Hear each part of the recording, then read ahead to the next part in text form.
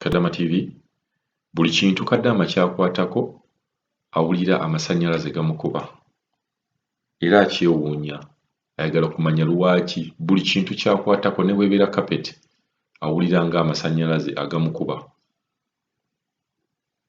Ayagala kumanya oba waliwo omuntu alina obuzibu bwe butyo tamanyi lwaki amasannyalaze gamukuba. Mu comments awo omuntu asobola okuteekawo n'atunnyonnyola lwaki alowooza bw'atyo oba ekyali kimutuuseeko naye n'atunnyonnyola oba kyaggwawo kitya. Ensonga eno eri scientific nnyo nga tesobola gigenda mu details naye mu bimpimpi waliwo ebintu bingi oba bu particles oba atoms obuleetera omuntu okubeera ng'owulira nti amasannyalaze gakuba. Buli kintu ky'olaba ku nsi mulimu obuntu obukikola bw'otasobola kulaba obeera surrounded ne atoms. Kakati ekintu kino kikombayininga ebintu bingi atoms, electrons, neutrons ne protons.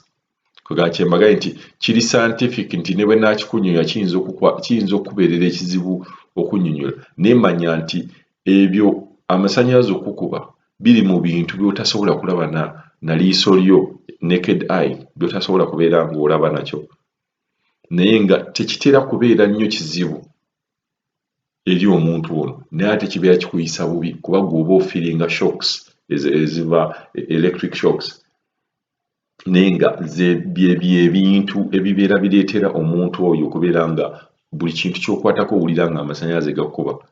Wali wabaddeko n'olugoye olwa silk, olugoye olwa silk onoobeera ng'olurabi nga ne bubeera nga ojjako obuvaako bu sparkles.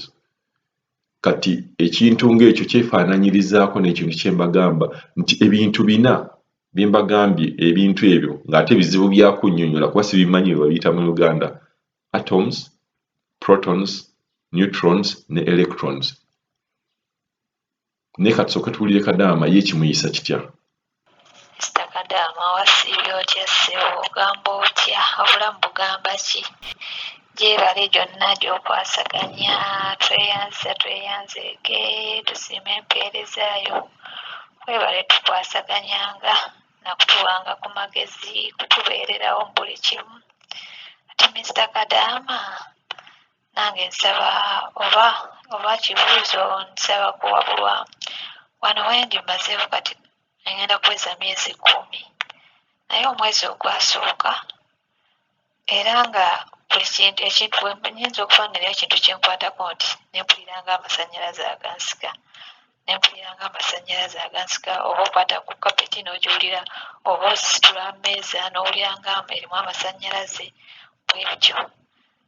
Then ne ndowooza nti oba naakajja oba biki kuba sibimanyidde nnyo ebyamasannyalaze nekitwala ise kale kyavaamu ne kisigala nga wengololera nga owuliranga paasi ekusika owuliranga akakantu ketugololerako akaliko amasannyalaze bwe bityo. Kati kibadde kyaggwawo kale naye kati mu myezi gino 2 ate kiri waasi. Omanyi nga buli kyenkwatako mpuliranga amasannyalaze agansika. Oyinza n'okuba ogula luggi n'owulira nga amasannyalaze gakusika, ozingako kapeti ekyo ekigyo owulira amasannyalaze, buli kyokwatako owulira amasannyalaze agakusika. Kino kyenkwatako neekanga amasannyalaze gansika era ennaku zino omutima guntyemuka gunkubira ku mukono. Kati simanyi oba buzibu ki simanyi naye nsaba oba waliwo munnange alina ku kizibu ng'ekyo oba waliwo eyali akiiseemuko ng'alina ku magezi g'asobola okumpa mbadde nsaba nange ampe ku magezi naye nga embeera yeeyo munnange gye ndimu.